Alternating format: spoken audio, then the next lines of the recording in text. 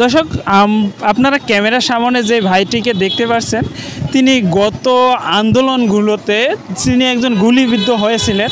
তো তিনি জানাতে চাচ্ছেন তার গুলিবিদ্ধ হিস্টোরিটা, যে তিনি কি কারণে গুলিবিদ্ধ হয়েছিলেন, কেন হয়েছিলেন বা তার কারণগুলি কী কী, আমরা সরাসরি তার কাছ থেকে জানতে যাব। আমি একজন বিএনপির কর্মী হিসেবে 16 তারিখ থেকে আমরা আন্দোলনে মাঠে যাই আমাদের দেশনায়ক তারেক রহমানের নির্দেশে। উনি ওপেন মিডিয়ার মধ্যে হয়তোবা বক্তব্য দেয় নাই, কিন্তু ওনার যে নেতাকর্মী, রাজনৈতিক নেতাকর্মী যারা আছে, সিনিয়র নেতাকর্মী যারা আছে, তাদের মাধ্যমে আমাদের মতো যারা নেতাকর্মী তৃণমূল পর্যায়ে আছে তাদের প্রত্যেকের কান পর্যন্ত পৌঁছে দিয়েছে যে আমাদের এই নেতৃত্বে থাকতে হবে, রাজপথ দখলে রাখতে হবে। এরকম নির্দেশনা আমরা পাই।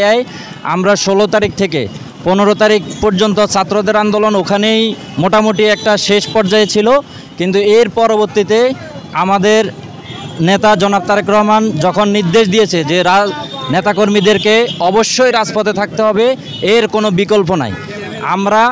আমরা আমাদের দাবি অথবা আমরা নেতৃত্ব দিয়েছি, অথবা তারেক রহমান নেতৃত্ব দিয়েছে, অথবা বিএনপি নেতৃত্ব দিয়েছে, এরকম কোনো নাম হোক এই ধরনের কোনো কিছু আমাদের ছিল না।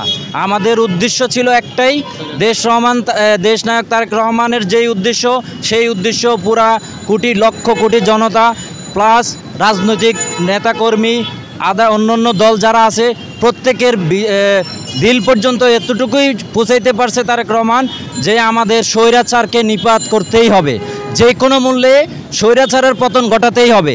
এতে করে এই মহা বিপ্লবের মাধ্যমে যেই আমাদের যে অর্জন, এই অর্জনের মধ্যে বিএনপির নাম একদম মিশে থাকতে হবে এমন কোনো উদ্দেশ্য আমাদের ছিল না, তারেক রহমানের ছিল না। আমাদের উদ্দেশ্য ছিল যেটা, সেটাই হচ্ছে এই খুনি হাসিনা, স্বৈরাচার হাসিনাকে এই দেশ থেকে নিপাত করার যেই লক্ষ্য, সেই লক্ষ্য আমাদেরকে অর্জন করতেই হবে, এনিহাউ করতে হবে। এটাই আমাদের দেশনায়ক তারেক রহমানের নেতৃত্ব ছিল, উদ্দেশ্য ছিল, এবং বিএনপির উদ্দেশ্য ছিল এটাই। আমি বিগত 16 তারিখ থেকে আমি রাজপথে প্রতিনিয়ত ছিলাম।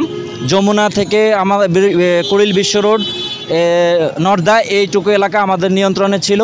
এখানে আমরা দেখেছি 17 তারিখ, 18 তারিখ, 19 তারিখ যখন আমরা রাজপথে ছিলাম তখন ছাত্ররা আসে না।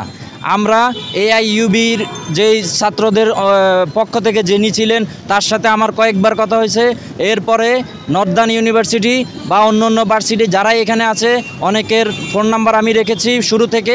আমি তাদেরকে এই রাজপথে নিয়ে আসার জন্য অনেকবার চেষ্টা করেছি, কিন্তু তারা আসে নাই। একটাই, তাদের উপর থেকে হয়ে গেছে, কেন্দ্রীয় ঢাকা বিশ্ববিদ্যালয়ের নেতাকর্মীরা তারা নির্দেশনা দেয় নাই, অথবা তাদের ওই মন্ত্রীদের সাথে বৈঠক হওয়ার পরে তাদের মোটামুটি একটা সেটেল হয়ে গেছে বিদেয় তারা আর রাজপথে আসে নাই। কিন্তু এই আন্দোলন 18-19 তারিখ থেকে টেনে নেওয়ার প্রধান কারিগর হচ্ছে জনাব তারেক রহমান।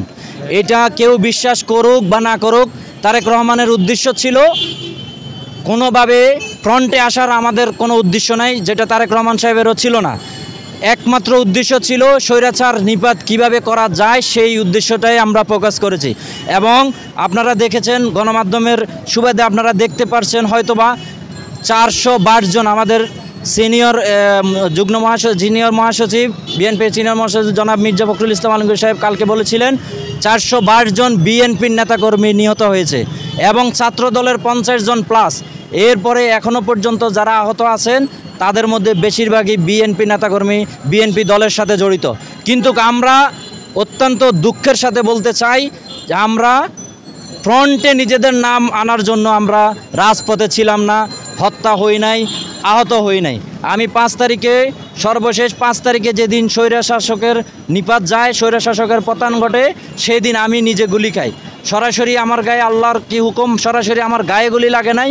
আমি যখন বিজিবি গুলি করে, প্রথমে একজনকে গুলি করছে, আমরা রিস্কা উঠাই দিয়া তাকে কুর্মিটোলা হসপিটালে পাঠাইছি। দ্বিতীয় 15 মিনিট পরে কেউ রাস্তায় নামে নাই, আমি নামছি। আমার উদ্দেশ্য ছিল এই দেশকে স্বাধীন করতে হবে, এই দেশের আপামর জনতা নির্ভয়ে চলাফেরা করতে হবে, কথা বলার স্বাধীনতা থাকবে। আমাদের উদ্দেশ্য ছিল এরকম, যেটা আমাদের নেতা তারেক রহমান নির্দেশ করেছেন। সেই হিসাবে আমরা সবাই আগায় গেছি।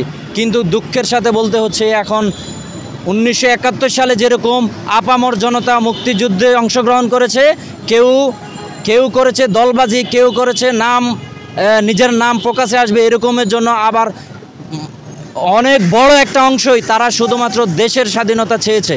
ঠিক যেটা 71-এর পরে যেরকম বিকৃত হয়েছে, আওয়ামী লীগ সরকার আইসা যেরকম বিকৃত করে লক্ষ অগণিত লোক ভুয়া মুক্তিযোদ্ধা সার্টিফিকেট দিয়া মুক্তিযোদ্ধাদের নামে অংশগ্রহণ করেছে, এটা সঠিক মুক্তিযোদ্ধাদেরকে কলঙ্কিত করেছে আমি মনে করি।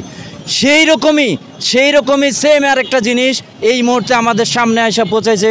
ছাত্র ভাইদেরকে আমি ছোট করতে চাই না, ওরা অনেক গর্বিত, ওদের নির্দেশনা ওদের নেতৃত্ব না আসলে হয়তোবা এরকম একটা অভ্যুত্থান হইতো না।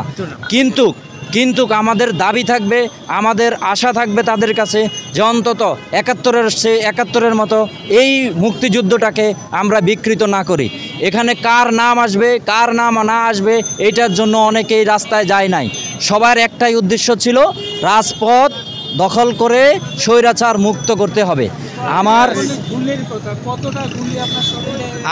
আমার গায়ে গুলি লাগছে, মূলত আমার গায়ে সরাসরি গুলি লাগে নাই, গুলি করছে প্রথম যে গুলি লাগছে, তারপরে আমি আবার সাহস করে মাঠে নামছি, নামার পরে বিজিবি গুলি করছে। বিজিবির গুলিটা আমরা সাইডে গলিতে দৌড় দিতে গিয়ে ওই ওভারব্রিজের কাজ চলো, ওই ওভারব্রিজের লোয়ার মধ্যে লাগিয়ে ওখান থেকে আইসা আমার মাথায় টাচ করছে, আমার এখানে টাচ করছে। এখানে টাচ করার পরে ফাইডা যাইয়া রক্ত বাইরা শুরু হয়েছে। আরেক ভাই আমাকে দইরা কুর্মিটোলা নিয়ে গেছে, ওরা ওখানে প্রাথমিক চিকিৎসা নিয়ে আমি আবারও রাজপথে নামি। ওই রাজপথ থেকে আমরা গণভবন পর্যন্ত যাই। আলহামদুলিল্লাহ আমরা স্বৈরাচার মুক্ত হই। দর্শক, আমরা শুনলাম একজন ভাইয়ের কণ্ঠে যে যিনি নিজে এই আন্দোলনে গুলিবিদ্ধ হয়েছিলেন, তিনি জানালেন কিভাবে তিনি গুলিবিদ্ধ হয়েছিলেন এবং তিনি এই আন্দোলনে কতদিন জড়িত ছিলেন।